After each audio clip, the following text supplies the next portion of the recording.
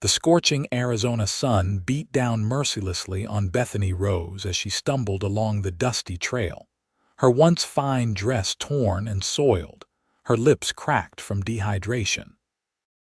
She had been walking for 3 days since the stagecoach robbery that had taken everything, her belongings, her money, and the last remnants of her hope.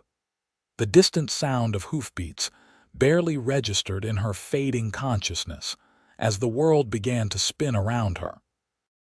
The last thing she saw before darkness claimed her was a tall figure on horseback, silhouetted against the blazing sky, and then she fainted in the dust with nowhere to go.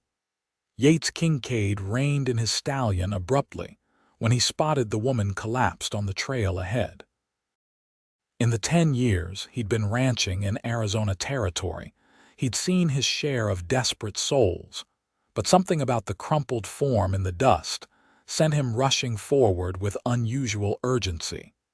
He dismounted in one fluid motion, his spurs jingling as his boots hit the ground. Kneeling beside her, he noted her shallow breathing and the unnatural flush of her skin. Heat exhaustion, most likely, and a bad case at that. Without hesitation, he gathered her limp form into his arms, surprised at how light she felt despite the layers of her travel dress. "Easy now," he murmured, though she couldn't hear him. "I've got you." Yates lifted her carefully onto his horse, then mounted behind her, one arm securing her against his chest as he turned toward home. The Lazy K Ranch was only a few miles away. She'd nearly made it to civilization before collapsing. As they rode, he studied her face. Even covered in dust and clearly suffering, there was a delicate beauty to her features that stirred something inside him. He estimated she was in her early 20s, and her clothing, though now bedraggled, spoke of refinement. "Who are you?" he wondered aloud. "And what in God's name are you doing out here alone?" The Lazy K came into view as they crested a small rise, a sprawling ranch house with several outbuildings, corrals, and the bunkhouse where his handful of cowhands lived. Smoke curled from the kitchen chimney, a welcome sight after a long day checking fence lines in the southern pasture. As he approached, his housekeeper Martha emerged onto the porch, her expression changing from welcome to alarm as she spotted the unconscious woman in his arms. "Mr. Kincaid." "What on earth?" "Found her collapsed on the East Trail," Yates explained as he carefully dismounted, still holding the woman. "Heat stroke, I reckon. Get the guest room ready and bring water, lots of it." Martha, a sturdy widow in her 50s who had worked for Yates since he established the ranch, immediately sprang into action. "I'll fetch clean linens and my medicines," she called over her shoulder as she hurried inside. Yates carried the unconscious woman into the house, the relative coolness of the interior a sharp contrast to the blistering heat outside. The guest bedroom was modest but comfortable, with a sturdy oak bed and simple furnishings. He laid her down gently just as Martha returned with an armload of supplies. "You'll need to step out now, Mr. Kincaid," Martha said firmly. "The poor thing needs to be undressed and cooled down proper. I'll call you when she's decent." Reluctantly, Yates nodded and left the room, his worry for the mysterious woman surprising him with its intensity. He paced the hallway, his usual calm demeanor unsettled. Who was she? Why was she traveling alone? The questions multiplied as he waited. After what seemed an eternity, Martha opened the door. "She's cooling down but still unconscious. I've got her in a nightgown and put cool compresses on her. The fever's high but steady." Yates nodded. "Will she be all right? Can't say for certain yet. Next few hours will tell. She's young and looks strong despite being half-starved and dehydrated. What I want to know is what happened to her. Those bruises on her arms didn't come from falling in the dust." A surge of protective anger rose in Yates at Martha's words. "Bruises?" Like someone grabbed her hard. And there's an old scar on her temple, not fresh, but concerning all the same. Yates's jaw tightened. I'll ride into town tomorrow, see if anyone's reported a missing woman or knows anything about stagecoach passengers. Good idea. Meanwhile, I'll sit with her through the night. No need, Martha. You get some rest. I'll take first watch. Martha raised an eyebrow but didn't argue. Very well. Call me if there's any change.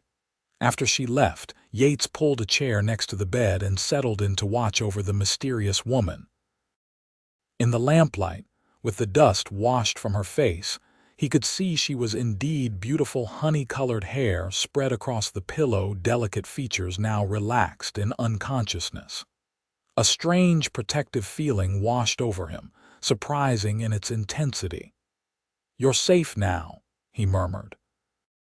"Whatever you're running from, you're safe here." As the night deepened around the ranch house, Yates maintained his vigil, occasionally replacing the cool cloth on her forehead, wondering about the story behind the woman who had literally fallen at his feet. Dawn was breaking when she first stirred, a soft moan escaping her lips as her eyelids fluttered. Yates leaned forward, setting aside the book he'd been pretending to read. "Easy now," he said softly. "You're safe." Her eyes opened fully, startlingly blue against her pale skin, and immediately widened with fear as she took in the unfamiliar surroundings and the man beside her bed. She tried to sit up, panic evident in her movements. "Where am I? Who are you?" Her voice was hoarse but cultured, with a slight Eastern accent. "You're at the Lazy K Ranch. I'm Yates Kincaid, the owner. I found you collapsed on the trail yesterday afternoon. You've been unconscious with heat exhaustion." She sank back against the pillows, clearly exhausted by even that small exertion. "The stagecoach, they took everything." "Robbery?" Yates asked gently. She nodded weakly. 3 days ago, they took all the valuables, the horses too. The driver was shot." Her voice broke. "I've been walking since." "You're safe now," Yates repeated. "What's your name?" She hesitated, as if debating whether to trust him. "Bethany," she finally said. "Bethany Rose. Miss Rose, you need rest and recovery. Martha, my housekeeper, will look after you. You're welcome to stay as long as necessary." Relief flooded her features, quickly followed by suspicion. "Why would you help me? You don't know me." The question caught Yates off guard. In the untamed territories, helping strangers wasn't uncommon. Survival often depended on it, but her wariness spoke of experiences that had taught her not to trust easily. "Out here, we help those in need," he said simply. "It's how we all survive." She studied him for a long moment, then nodded slightly. "Thank you, Mr. Kincaid." "Yates, please. Now can I bring you some water? You need to drink." When she nodded, he helped her sit up slightly and held a cup to her lips. She drank eagerly but carefully, clearly aware of the dangers of drinking too quickly after dehydration. "Small sips," he encouraged. "There's plenty more." After she'd had enough, she sank back against the pillows, exhaustion evident in every line of her body. "I have nothing to pay you with," she whispered. "They took everything." "We'll worry about that later," Yates assured her. "For now, just rest." Her eyes were already closing, her body demanding the sleep it needed to heal. Yates watched her for a few moments more, then quietly left the room to find Martha. The housekeeper was in the kitchen, already preparing breakfast. "How is she?" she asked as soon as Yates entered. "Awake briefly. Her name is Bethany Rose. She was on a stagecoach that was robbed 3 days ago. She's been walking since." Martha clicked her tongue in sympathy. "Poor thing. 3 days in this heat with no water or shelter. It's a miracle she's alive. I'm riding into town to speak with Sheriff Taylor, see if he's heard about the robbery. Will you stay with her, of course?" "Don't worry. She'll be well looked after." Yates nodded his thanks and headed out to the stable, his mind still on the woman in his guest bedroom. Something about Bethany Rose stirred protective instincts he hadn't felt in years, not since the death of his younger sister during the journey west. Perhaps it was the vulnerability in those blue eyes, or the courage it must have taken to walk for 3 days through the unforgiving desert. Whatever it was, he found himself unusually invested in her welfare and determined to discover the full story behind her desperate journey. The ride into Cedar Springs, the nearest town to the Lazy K, took just over an hour. The morning was already heating up, promising another scorching summer day. The town itself was growing rapidly, no longer just a dusty outpost, but developing into a proper settlement with a main street lined with businesses, including a new hotel that catered to the increasing number of travelers heading west. Sheriff Taylor's office was next to the jailhouse, a sturdy building with a sign declaring law and order above the door. The sheriff himself was a former Texas Ranger, a no-nonsense man who had brought much-needed stability to the region. "Kincaid," he greeted as Yates entered. "What brings you to town?" Yates explained about finding Bethany and her mention of the stagecoach robbery. The sheriff's expression grew serious. "Heard about that yesterday when a cavalry patrol found the wreckage. Westbound Butterfield stage, happened about 20 miles east. Driver dead, passengers scattered. They brought in an elderly couple yesterday afternoon, both in rough shape but alive. Mentioned a young woman who'd been traveling with them." "That would be Miss Rose," Yates confirmed. "She said they took everything." Taylor nodded grimly. "Sounds like the Decker gang. They've hit 3 stages in the last month. Army's out looking for them, but they know the territory." He paused. "The old couple, the Whitfields, they were worried sick about the young woman, said she was traveling to meet her fiancé in California." Yates felt an unexpected twinge at the word fiancé, but kept his expression neutral. "Did they say anything else about her?" "Just that she was from Boston. School teacher, I believe. They seemed fond of her, met her on the journey and took her under their wing." The sheriff studied Yates curiously. "She recovering all right?" "She will be. Martha's looking after her." "Good. Tell her the Whitfields are at Doc Sullivan's place, recovering. I'm sure they'd be relieved to know she's safe." Yates promised he would and headed to the general store to purchase some necessities for their guest, a few simple garments, toiletries, and other essentials a lady might need. The proprietor's wife helped him select appropriate items, though she couldn't quite hide her curiosity about the woman they were intended for. "Just a traveler who fell ill," Yates explained vaguely, unwilling to invite gossip. Cedar Springs, like most small towns, thrived on stories about its inhabitants, and he didn't want Bethany to become the subject of speculation. On the ride back to the ranch, his thoughts remained on the revelation that Bethany was traveling to meet a fiancé. It was none of his business, of course, but he found himself wondering what kind of man waited for her in California, and whether the man knew the courage and determination his future wife possessed. Upon returning to the Lazy K, Yates found Martha in the kitchen preparing a light broth for their guest.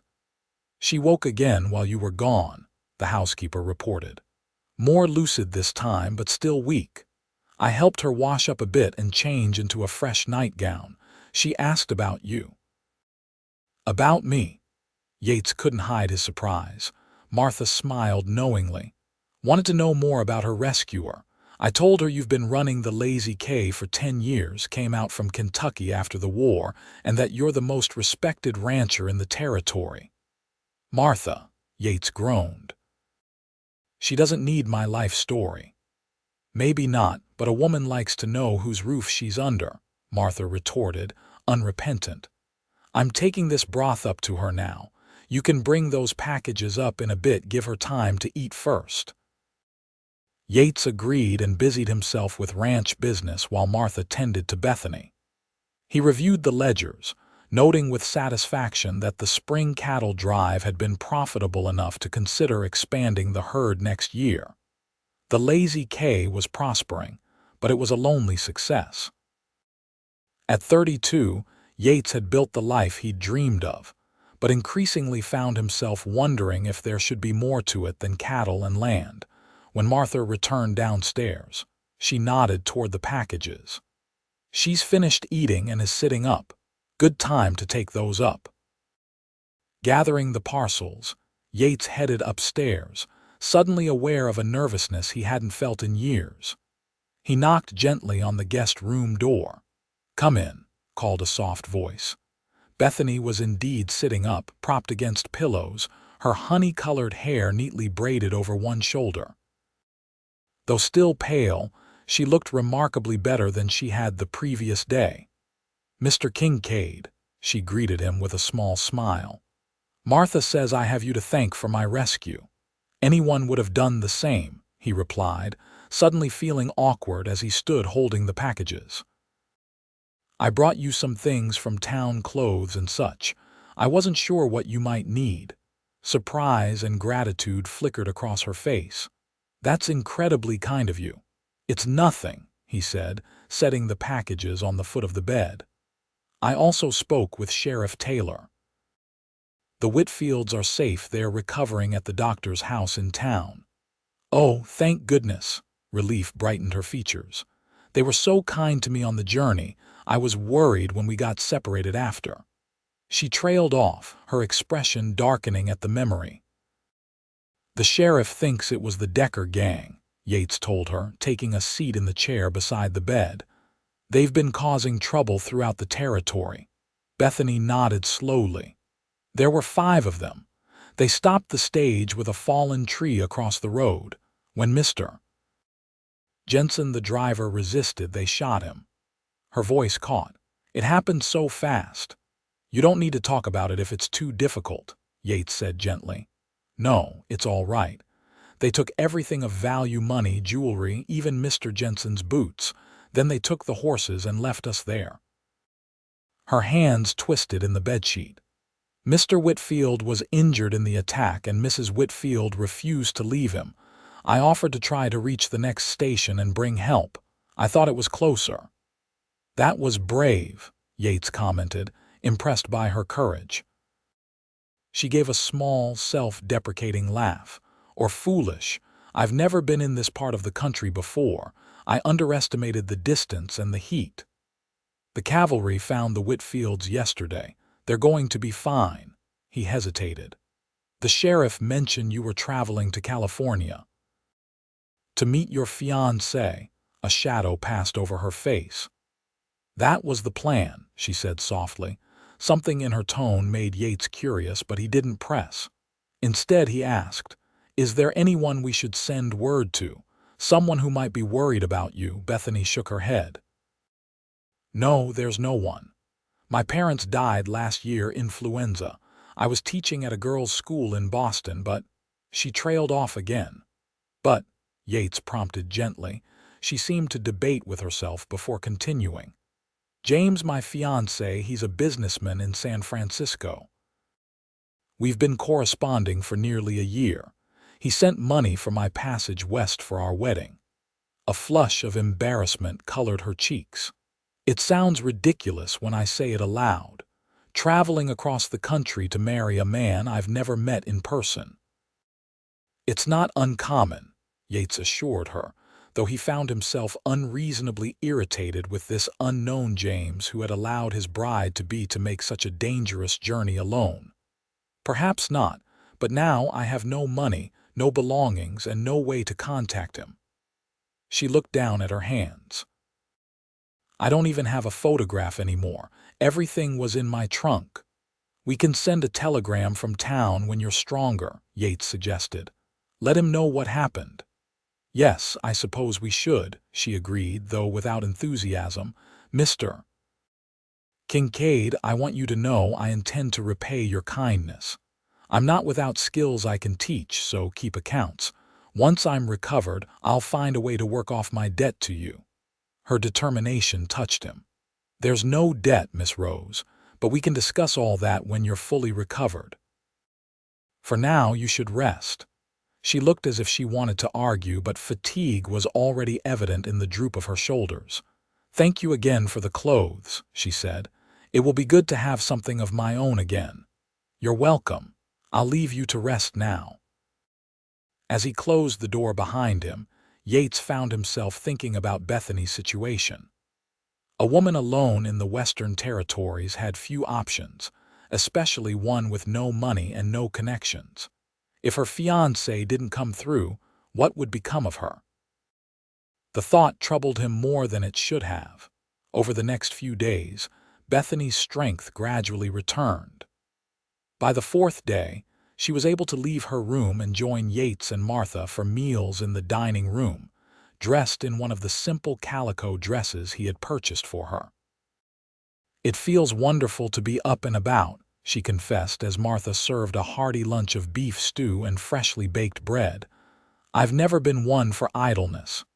"You needed the rest," Martha insisted. "Still do if you ask me. You're still too pale." "I feel much better, truly." "Well enough to be useful." She glanced at Yates. "I noticed your bookshelf is quite disorganized. Perhaps I could help sort it while I'm recuperating." Yates smiled at her eagerness.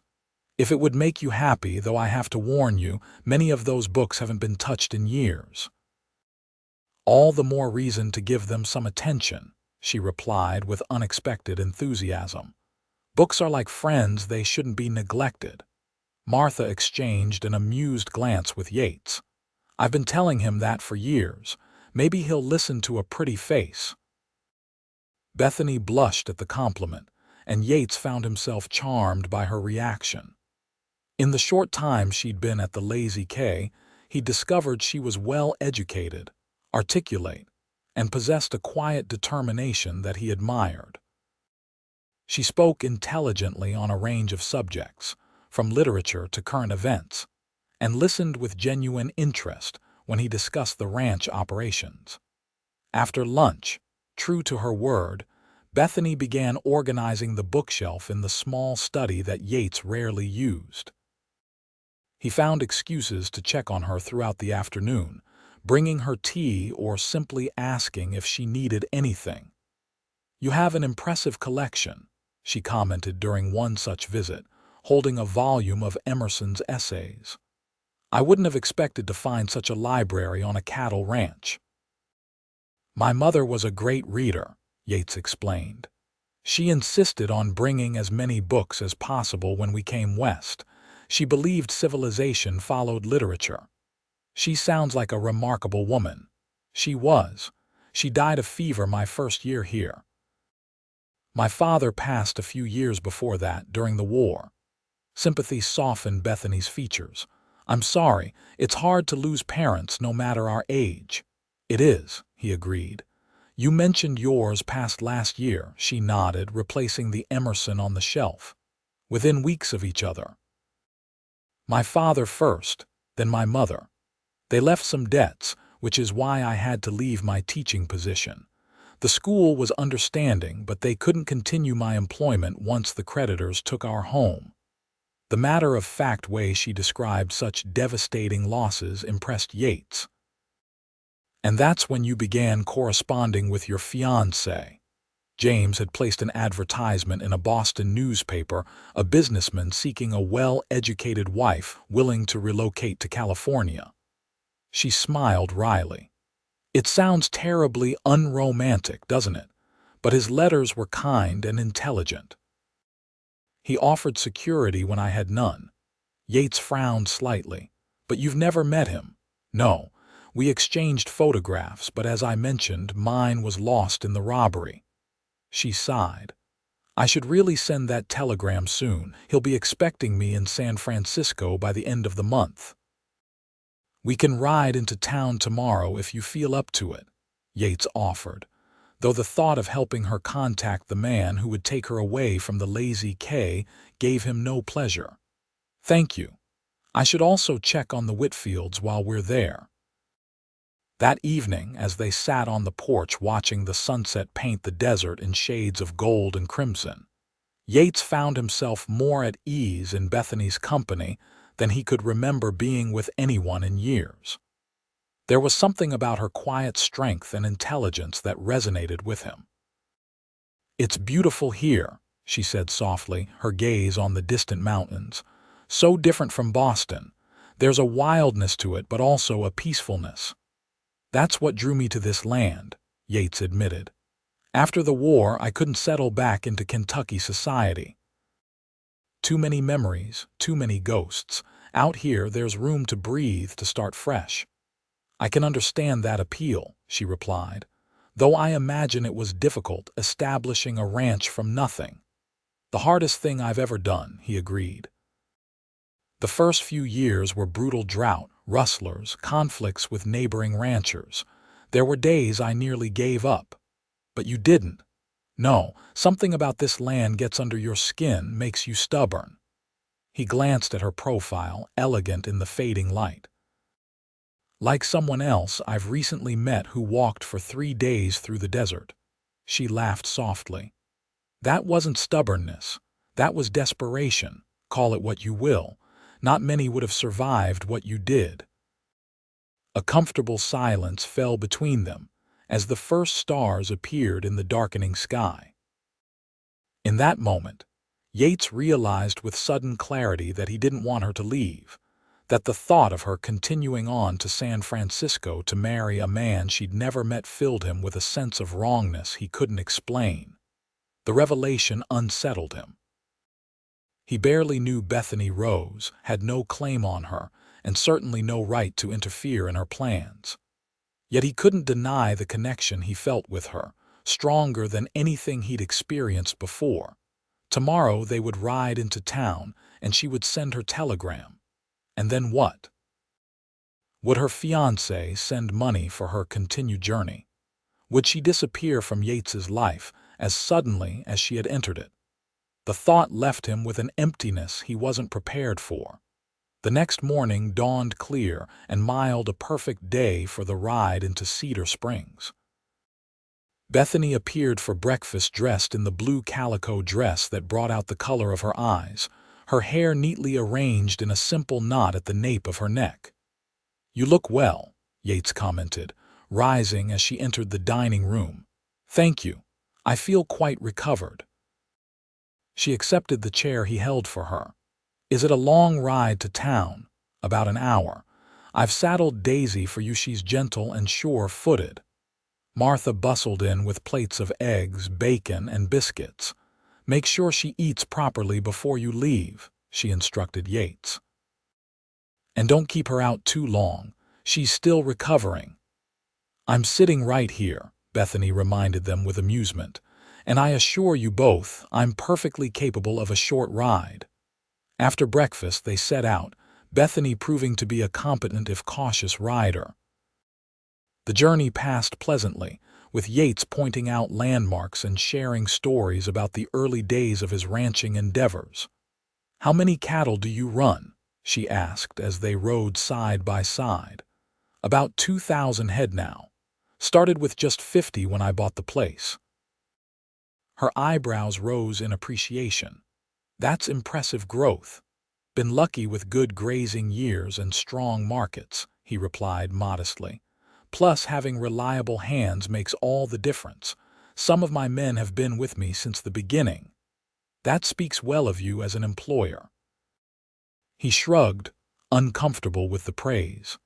"Fair pay for fair work, that's all. And I don't tolerate the kind of rowdiness some ranchers allow." As they approached Cedar Springs, Bethany grew quieter, and Yates suspected she was thinking about the telegram she would soon send. He felt a similar tension building in his own chest, an irrational desire to delay their arrival, to keep her with him just a little longer. The town was bustling with its usual mid-morning activity. They tethered their horses outside the telegraph office, and Yates escorted Bethany inside. The operator, a balding man with spectacles perched on his nose, looked up as they entered. "Morning, Kincaid. What can I do for you?" "Miss Rose needs to send a telegram to San Francisco." "Of course. Just write out your message, miss, and I'll take care of it. Bethany hesitated, then accepted the pencil and form the operator offered. Yates stepped back to give her privacy, but couldn't help noticing her expression as she stared at the blank paper. After a long moment, she began to write, her pencil moving slowly across the page. When she finished, she handed the form back to the operator, who calculated the cost. That'll be 75 cents for the message. Yates stepped forward immediately, placing coins on the counter. I've got it. Bethany looked as if she wanted to object, but then nodded her thanks. As they stepped back outside, Yates asked gently, "Everything all right?" "Yes, fine," she replied, but her voice lacked conviction.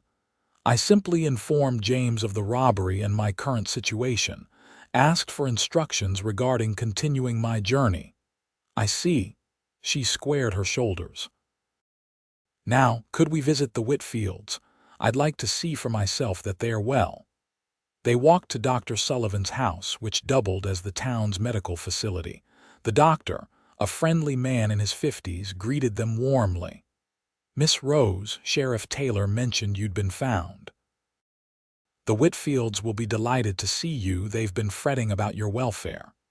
He led them to a small recovery room where the elderly couple was resting. Mrs. Whitfield, a plump woman with silver hair, burst into tears at the sight of Bethany. "Oh, my dear girl. We feared the worst when you didn't return." Bethany embraced the older woman gently. "I'm so sorry to have worried you. I misjudged the distance badly." Mr. Whitfield, his arm in a sling, smiled weakly from his bed. "The important thing is you're safe. We've been praying for you." The reunion was emotional, with the Whitfields expressing profound gratitude to Yates for rescuing Bethany. As they talked, Yates observed the genuine affection between Bethany and the older couple, and his respect for her grew even deeper. When it was time to leave, Mrs. Whitfield pulled Bethany into another embrace. "What will you do now, dear, about your situation in San Francisco?" "I've sent a telegram to James. I'm waiting for his response." Mrs. Whitfield glanced at Yates, then back to Bethany with a knowing look. "Sometimes life takes unexpected turns for the better, my dear. Keep your heart open to possibilities." The cryptic comment brought a flush to Bethany's cheeks, and she quickly changed the subject, promising to visit again soon. As they left the doctor's house, Bethany suggested they explore the town a bit before returning to the ranch. "If you don't mind," she added, "I'd like to get a sense of Cedar Springs." "I'd be happy to show you around," Yates replied, pleased by her interest. They walked along the main street, stopping at various shops. At the general store, Bethany admired a display of fabrics while Yates purchased some supplies for the ranch. Next, they visited the bookshop, where Bethany's eyes lit up at the small but well-curated selection. "Oh, they have the new Dickens," she exclaimed, picking up a copy of Our Mutual Friend. Without hesitation, Yates purchased it for her, waving away her protests. "Consider it a welcome gift to Arizona territory." Their final stop was the small cafe for a light lunch before the ride back. As they waited for their food, Bethany gazed around at the other patrons. "Everyone seems to know you," she observed. "They all nodded or greeted you." Yates shrugged.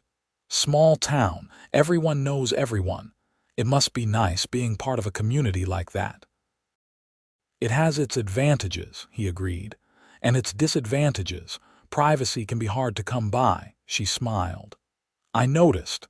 The woman at the bookshop seemed very curious about me." "Curious is a polite way of putting it," Yates said with a chuckle. "Mrs. Henderson is the town's foremost gossip. By sundown, half the territory will know I was in town with a beautiful woman." Bethany blushed at the casual compliment, and Yates realized he'd spoken more freely than intended. An awkward silence fell, broken only when their food arrived. As they ate, Bethany asked about the school in Cedar Springs. and Yates explained that the town had recently built a proper schoolhouse, but was struggling to find a teacher willing to relocate to the territory. The last one lasted 3 months before declaring the place too uncivilized and returning east, he said with a grin. That's a shame, Bethany replied thoughtfully. Children deserve education regardless of where they live. You sound like you miss teaching. I do, very much. It was my calling, I think, she sighed. But James has made it clear he expects his wife to focus on social obligations and running his household. He's quite prominent in San Francisco society. Something in her tone caught Yates's attention. And that's not what you want. She looked surprised by the direct question. I hadn't really considered what I want. After my parents died, I was focused on survival. James offered security, a comfortable life, but not teaching. No, not teaching. She toyed with her fork. It's ungrateful of me to question it. Many women would be thrilled with such an opportunity. It's not ungrateful to want a life that fulfills you, Yates said quietly. Security is important, but so is happiness. Their eyes met across the table, and something unspoken passed between them, an understanding, a connection that made Yates's heart beat faster. For a moment, he thought she might say more, but then she looked away. We should probably head back to the ranch, she said, her voice carefully controlled. I wouldn't want to overtire myself and face Martha's scolding. The ride back was quieter than the journey into town, both of them lost in their own thoughts. As they approached the lazy quay, the setting sun gilded the landscape in warm light, the ranch house a welcoming silhouette against the horizon. It's beautiful, Bethany said softly. You're home. Thank you. I've always thought so. As they stabled the horses, one of Yates's ranch hands approached with a telegram in hand. This came for Miss Rose while you were out, boss. Boy from town brought it over. Yates felt a knot form in his stomach as he thanked the man and handed the telegram to Bethany. Her face paled slightly as she took it, but her fingers were steady as she opened it. He watched as she read the brief message, her expression changing from anticipation to confusion to something that looked remarkably like relief. Is everything all right? He asked when she looked up. Yes, she said slowly. James has. He's married someone else. Yates blinked in surprise. What? She handed him the telegram. The message was brief and to the point. Regret to inform you circumstances changed. Married Catherine Wilson last month. Wish you well, James Elliott. He couldn't wait, she said, and to Yates's surprise, she laughed a genuine laugh of what sounded like relief. All those proper letters about patience and propriety, and he couldn't wait 2 extra months for his bride to arrive. Yates wasn't sure how to respond. I'm sorry seemed inappropriate given her reaction, but congratulations definitely wasn't right either, are you? Upset, he ventured. She considered the question seriously. I should be, shouldn't I? But honestly, I feel free. She shook her head in wonder. Is that terrible of me? No, Yates said firmly. Not if you weren't in love with him. I wasn't, she admitted. I respected him, was grateful for his interest, but no, I wasn't in love. I'm not sure I even knew what that meant. The knot in Yates's stomach dissolved, replaced by a warmth that spread through his chest. He tried to keep his voice casual as he asked, What will you do now? Reality seemed to crash back over her as she considered the question. I don't know. I have no money, no possessions. She straightened her shoulders. But I have skills. Perhaps Cedar Springs needs a teacher more than I need a husband. Yates couldn't help the smile that spread across his face. They do indeed, and I happen to know the head of the school board. Her eyes widened with hope. You do. Charles Montgomery owns the bank. Good man, desperate to find a qualified teacher before the fall term. He hesitated, then added, You could stay at the Lazy K while you get established. It's not far from town. "You've already done so much for me. It's a big house," he interrupted. "And Martha would love the company. She's been telling me for years the place needs a woman's touch." A slow smile spread across Bethany's face, lighting her eyes in a way that made Yates's heart skip. "That's very generous of you. I accept, on the condition that you let me contribute in some way, perhaps by organizing your library properly, or helping with the accounts." "Deal," he agreed, fighting the urge to take her hand. "Now let's go inside before Martha sends out a search party." Over the next few weeks, Bethany became an integral part of life at the Lazy K. She completed the reorganization of Yates's library, helped Martha with household tasks, and even took an interest in the ranch operations, asking intelligent questions about cattle breeding and land management that impressed even the most seasoned hands. Yates arranged a meeting with Charles Montgomery, who was so impressed with Bethany's credentials and demeanor that he offered her the teaching position on the spot, with a salary generous enough to allow her to eventually secure her own accommodations in town. "Though there's no rush," Yates assured her when she shared the news. "The Lazy K is your home for as long as you want it to be." The word home hung between them, weighted with meaning neither of them was quite ready to acknowledge. As July turned to August, they fell into a comfortable routine. In the evenings, they often sat on the porch, sometimes reading aloud to each other from Bethany's growing collection of books, sometimes simply talking. Yates found himself sharing stories he'd never told anyone about the war, about his sister's death, about his dreams for the ranch. In turn, Bethany spoke of her childhood in Boston, her passion for education, and her complicated relationship with her parents, who had loved her but never quite understood her independent spirit. On one such evening, as they watched a spectacular sunset paint the sky in shades of pink and gold, Bethany asked a question that had clearly been on her mind. "Yates, why have you never married?" The directness of the question startled him, but he found he didn't mind. "Never met the right woman, I suppose, or when I did, circumstances weren't right." "What do you mean?" He considered how to explain. "There was someone in Kentucky before the war. Caroline was her name. We planned to marry, but then the fighting started. I joined up, and by the time I came back, she'd married someone else." "I'm sorry," he shrugged. "It was for the best. After the war, I wasn't the same person, needed a fresh start. And once I came out here, building the ranch took all my energy, didn't leave much time for courting." "But you must get lonely sometimes," she said softly. "In this big house." Their eyes met in the fading light, and Yates felt something shift between them, a boundary crossed, a truth acknowledged. "Yes," he admitted. "Until recently." The meaning behind his words hung in the air between them. Bethany's cheeks flushed, but she didn't look away. "I should check on the horses," Yates said suddenly, standing. The moment felt too important, too fragile to risk saying the wrong thing. Bethany nodded, understanding in her eyes. "I'll be here when you get back." The simple promise warmed him as he walked to the stables, his thoughts in turmoil. He was falling in love with Bethany. Rose had probably been falling since the moment he found her in the dust. But was it fair to tell her? She was just establishing herself, finding her independence after nearly committing to a loveless marriage.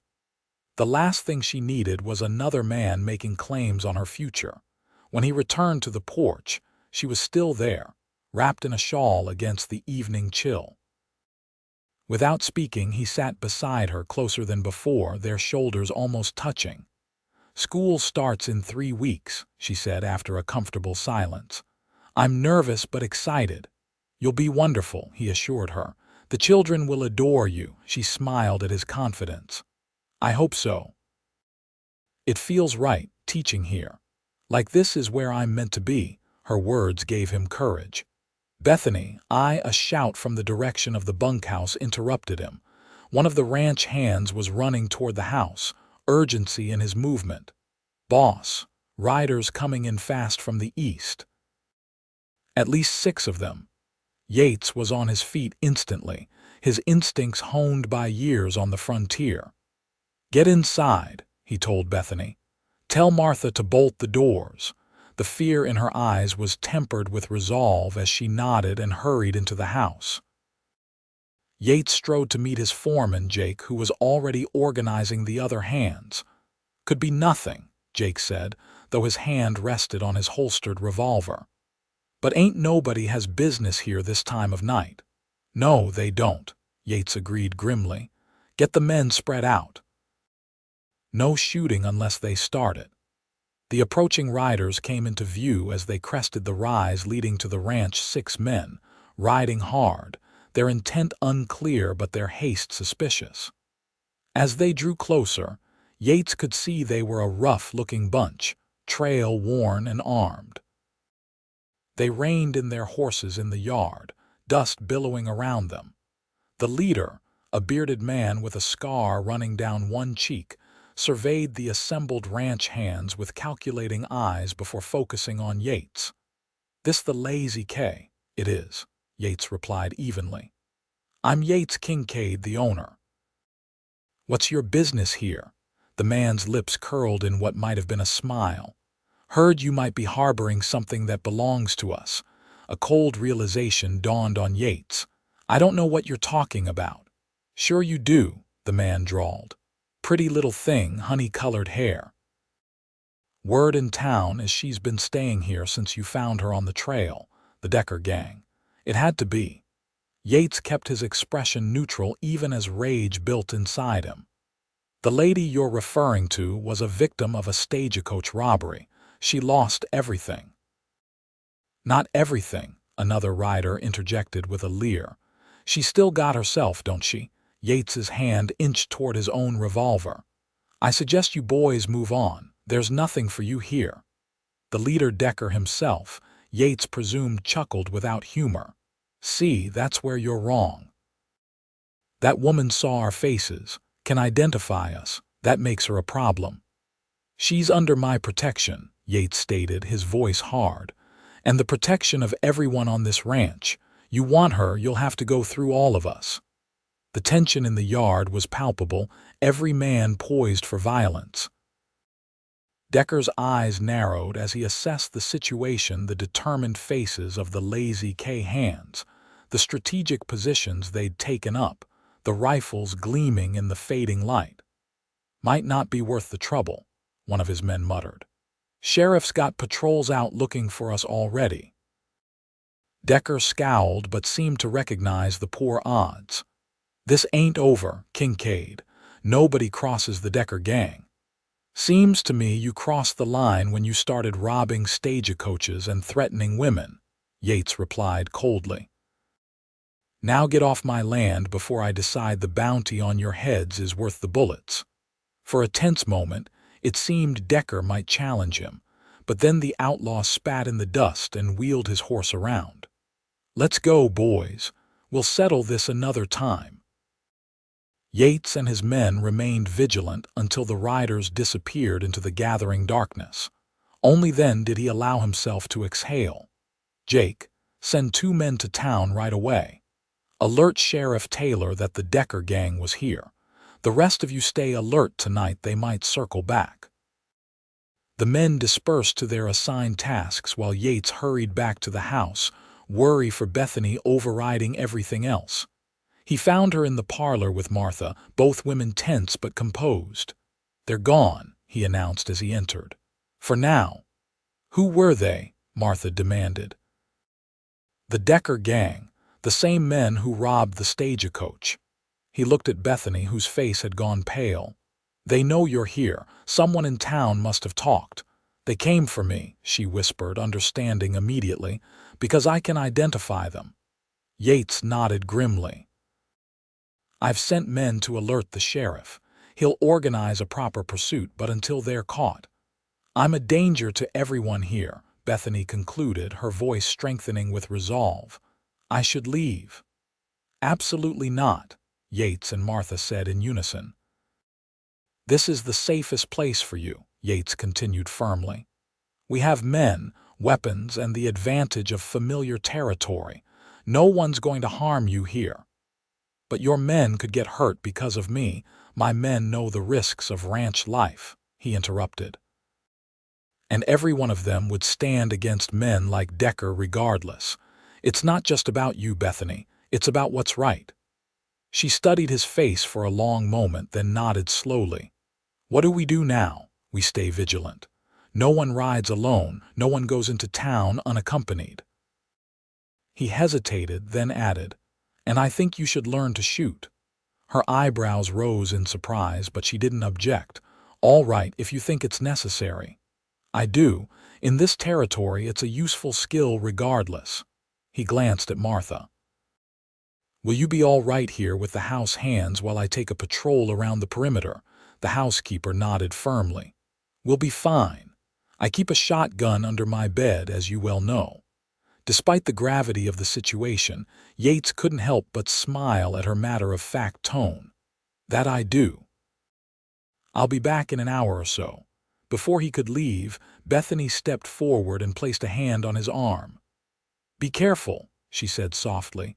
The touch and the concern in her eyes warmed him despite the circumstances. Always am. The night passed without incident, though no one at the Lazy K slept much.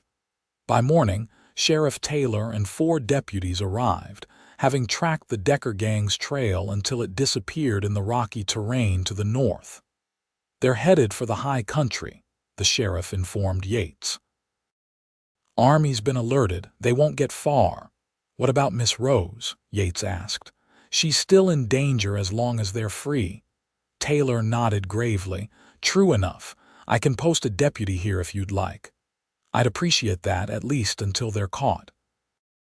The sheriff glanced toward the house, where Bethany could be seen through the window, helping Martha with breakfast preparations.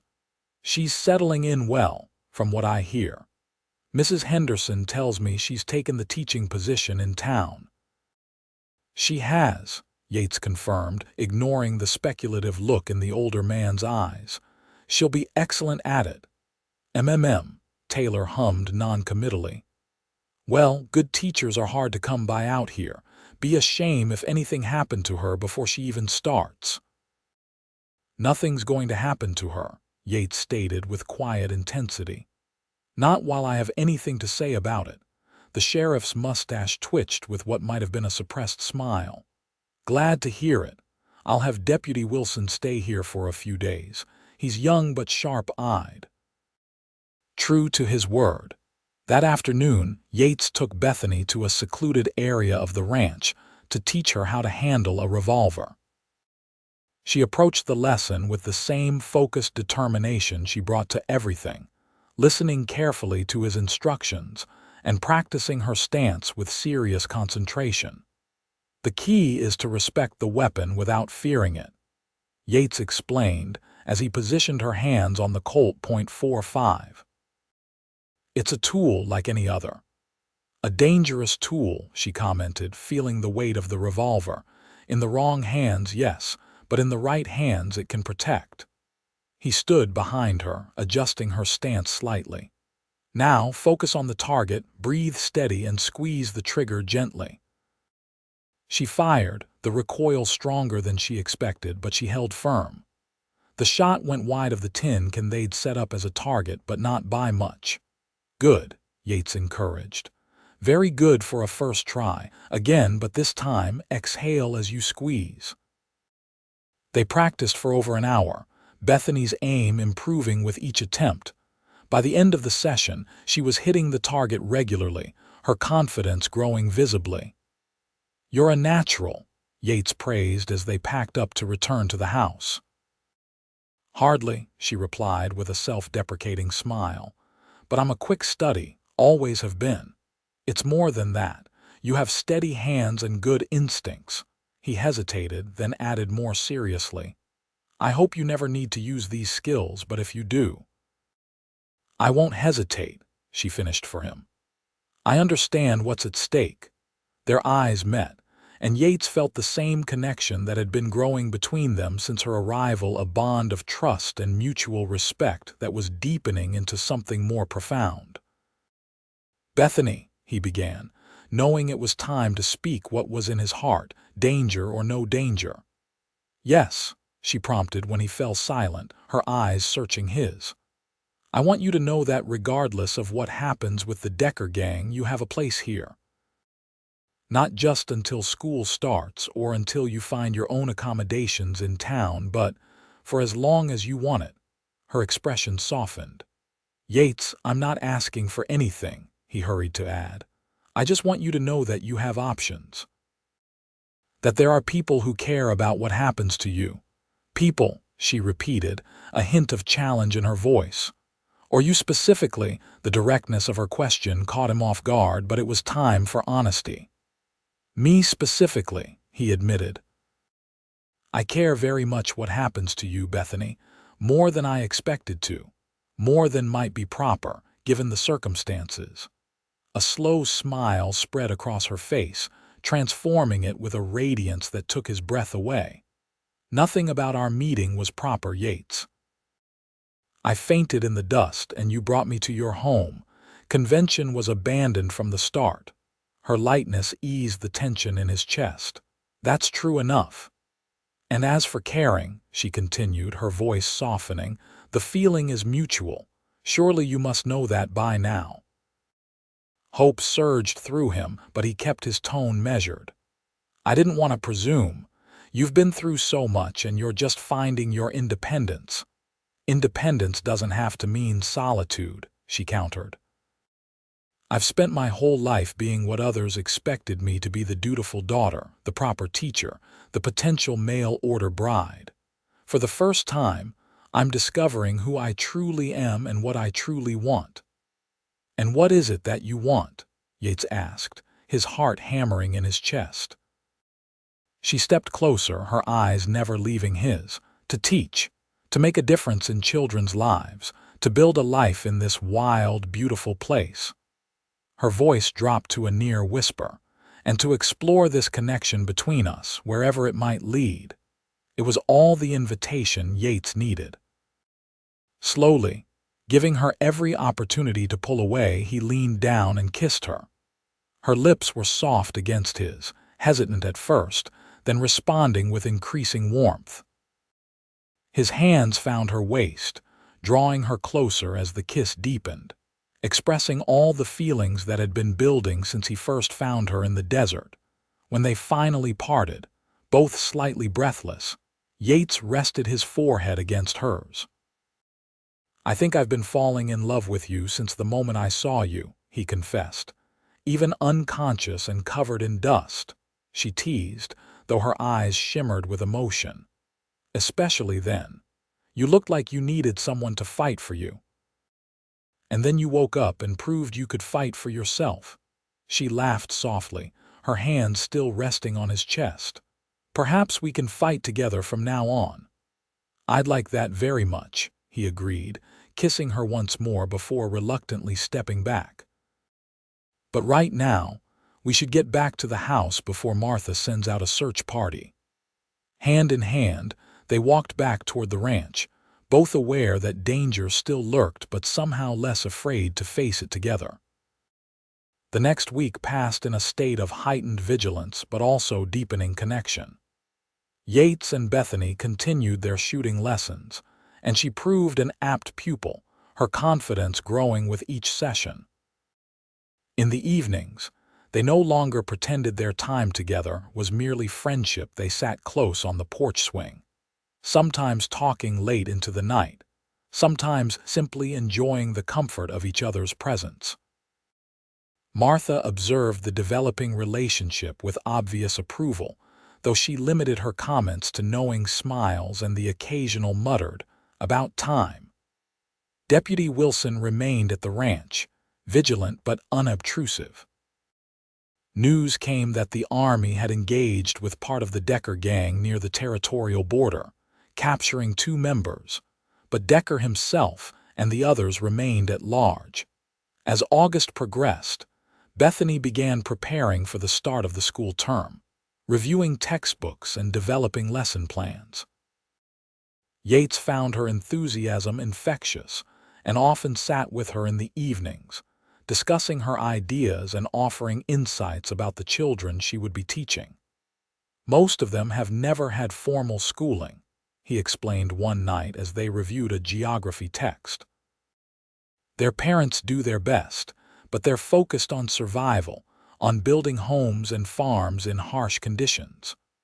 All the more reason they deserve a proper education, Bethany replied passionately. Knowledge is what will transform this territory from a frontier to a true community. Yates smiled at her fervor. You sound like my mother. She used to say education was the true mark of civilization. I would have liked your mother, Bethany said softly. She would have adored you, he replied with certainty. She always hoped I'd find a woman of substance and intelligence, not just a pretty face. And have you? She teased, her eyes sparkling in the lamplight. He took her hand, his expression serious despite his smile. I've found more than I ever dared hope for. The moment was interrupted by a knock at the study door. Deputy Wilson stood there, his young face apologetic. Sorry to disturb you, Mr. Kincaid, but there's a rider coming in. One of your hands recognized him as a messenger from the Double C Ranch.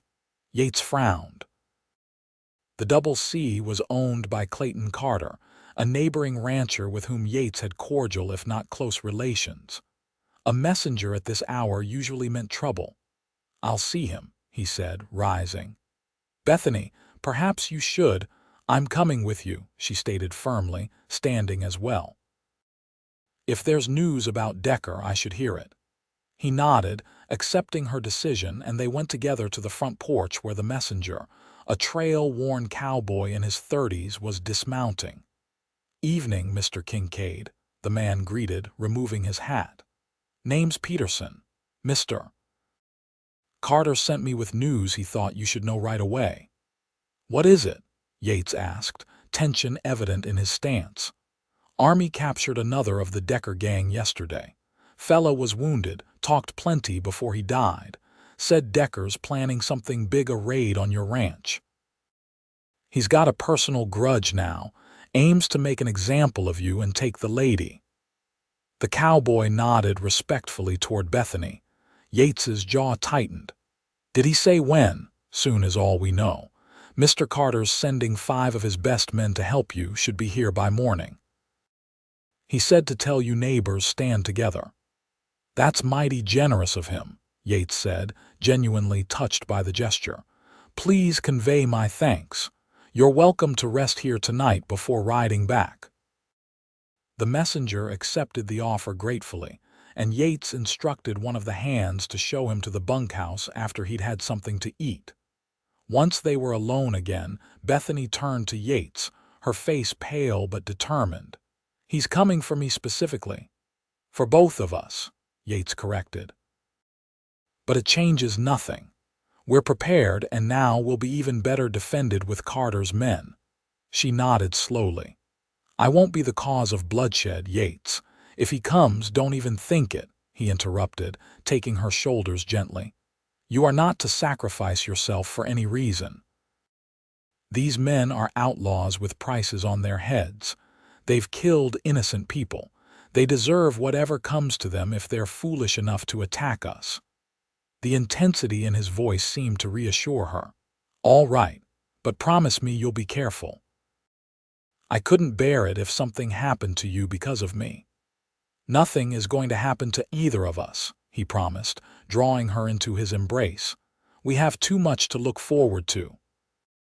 The next morning, true to his word, Clayton Carter's men arrived, experienced hands who had faced their share of trouble on the frontier. Yates integrated them into the ranch's defenses, positioning men strategically around the property and establishing a rotation of lookouts. Sheriff Taylor also returned with news that 2 more deputies were on their way from the county seat, along with a contingent of Army scouts who had been tracking the remaining members of the Decker gang. They can't possibly succeed, Bethany remarked as she and Yates watched the preparations from the porch. Even Decker must realize he's outnumbered and outgunned. Logic isn't what drives men like Decker, Yates replied grimly. Pride and vengeance are powerful motivators, often stronger than self-preservation. She considered this, then said quietly, "I should still be able to start school next week." The comment, so mundane amid the preparations for potential violence, startled a laugh from Yates. "Is that what you're worried about, among other things?" she admitted with a small smile. "Life goes on, Yates, even in uncertain times, perhaps especially then." He marveled at her resilience, her ability to look beyond the immediate danger to the future they were building. "You're right. And yes, you'll be teaching on schedule. I'll make sure of it." The attack, when it came, was not the frontal assault everyone had been expecting. It came in the pre-dawn hours 2 days later, beginning with a diversionary fire set in one of the distant hay barns. As men rushed to contain the blaze, Decker and 3 remaining gang members attempted to infiltrate the main house from the rear. They might have succeeded had not one of Carter's men, returning from the outhouse, spotted movement and raised the alarm.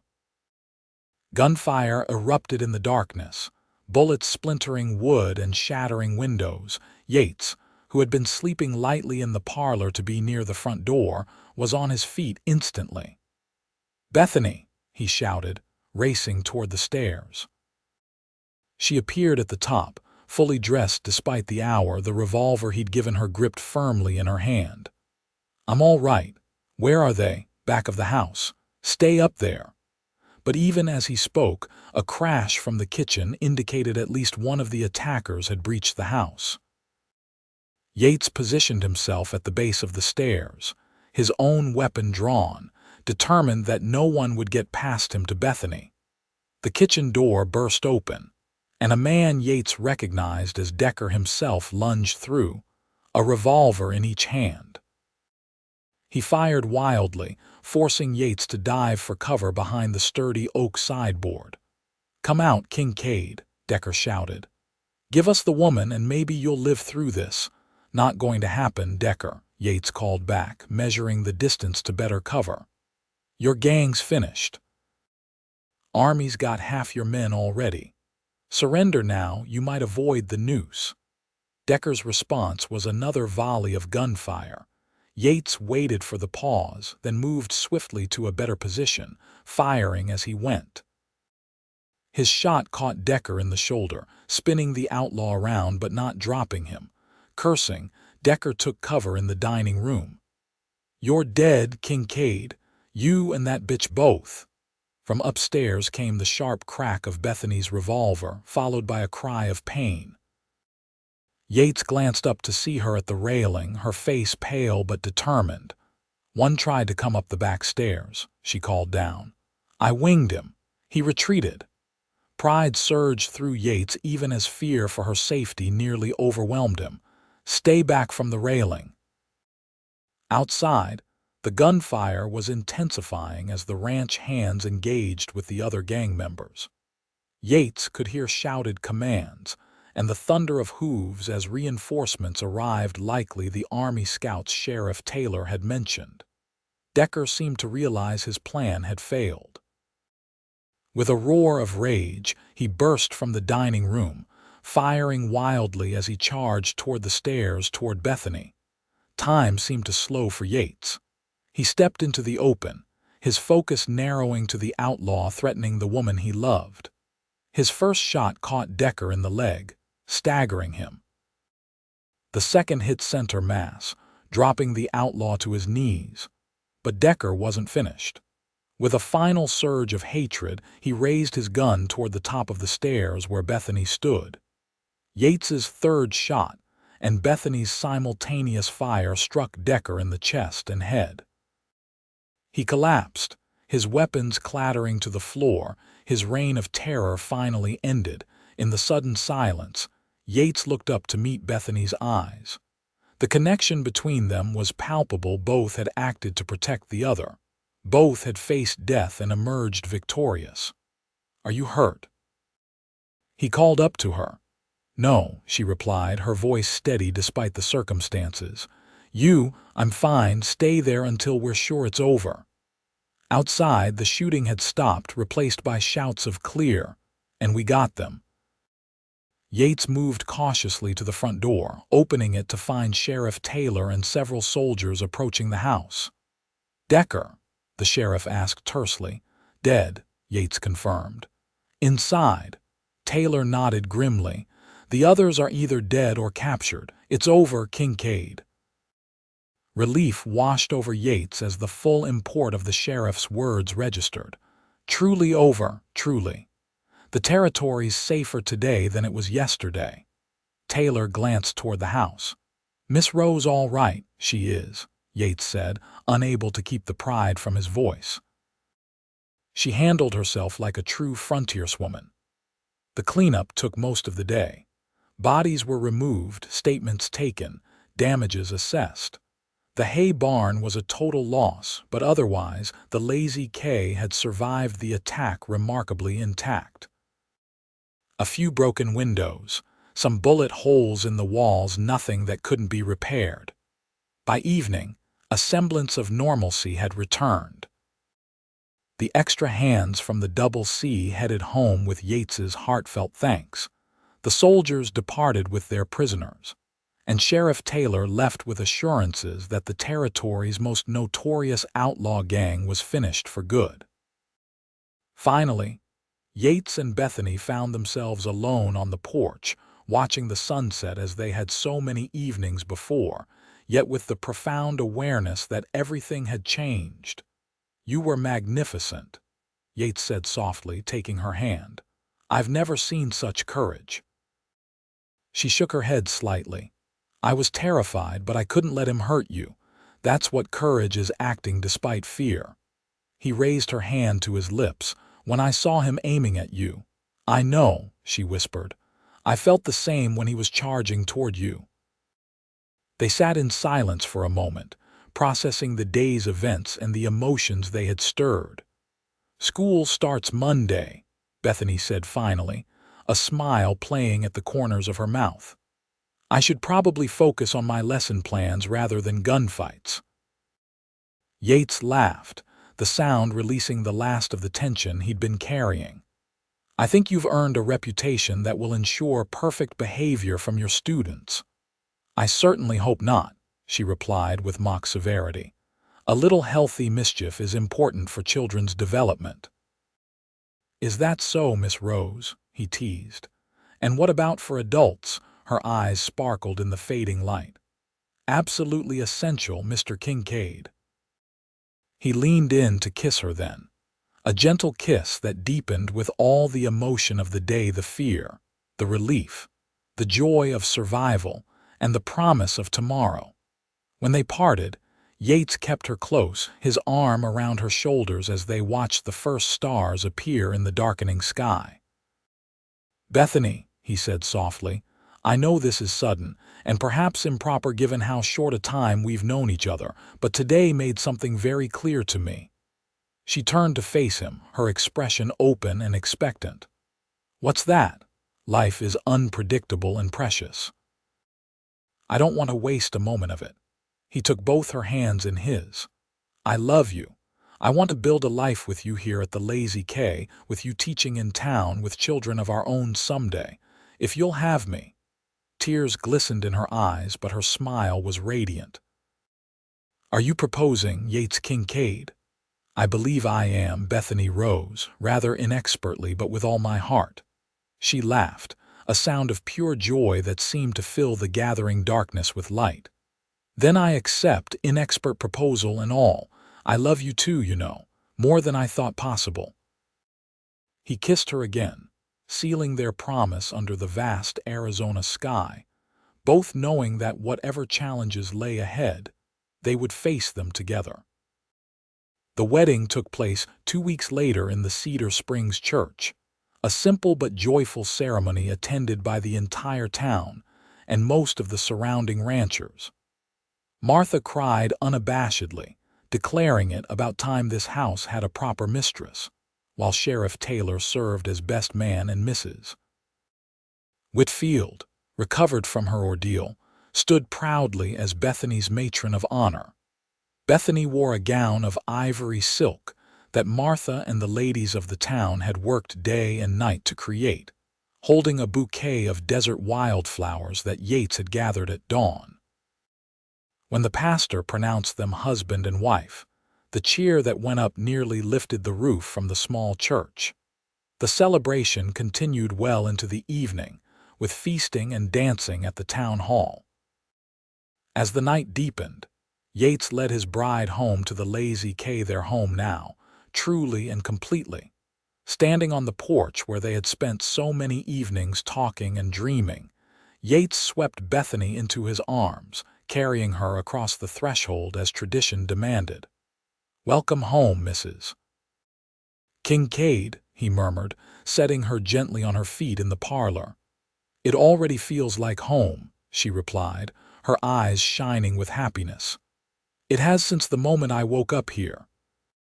Later, as they lay in each other's arms in what was now their bedroom, Bethany traced the line of his jaw with gentle fingers. "It's strange," she mused. "If the stagecoach hadn't been robbed, if I hadn't been forced to walk through the desert, if I hadn't fainted in the dust with nowhere to go. If I hadn't found you," Yates continued, catching her hand and kissing her palm. "We might never have met," she finished. "I'd be in San Francisco now, married to a man I didn't love, never knowing what I was missing." "Perhaps some things are meant to be," Yates suggested. "Despite all the hardship, despite the danger." "Perhaps," she agreed. "Or perhaps we make our own destiny by the choices we make in the face of adversity." "Either way," he said, pulling her closer, "I'm grateful for whatever forces brought you to me, Bethany Kincaid." "As am I," she whispered against his lips. "As am I." Bethany's first day of school arrived bright and clear, a perfect September morning. 28 children of various ages gathered in the newly furnished schoolhouse, their faces a mixture of curiosity, excitement, and in some cases, stubborn resistance. Yates had insisted on escorting her to town, though they both knew the danger was past. In truth, he simply wanted to share this moment with her, to witness the beginning of this new chapter in her life. At the schoolhouse door, he kissed her lightly, mindful of watching eyes. "You'll be wonderful," he assured her. "Those children don't know how lucky they are." She squeezed his hand, nervous but determined. "I'll see you at 4. I'll be here," he promised. "Have a good day, Mrs. Kincaid." The name still brought a smile to her face, a month into their marriage. "You too, Mr. Kincaid." He watched as she entered the schoolhouse, her back straight, her step confident. Through the window, he could see the children rising from their desks as she introduced herself, could almost feel the authority and warmth she projected as she began to bring order to the diverse group. Satisfied that she was exactly where she was meant to be, Yates mounted his horse and rode back to the Lazy K, his heart full with the life they were building together. The months passed in a rhythm of work and love, challenges and triumphs. Bethany's school flourished under her guidance, with even the most reluctant students gradually responding to her combination of high expectations and genuine care.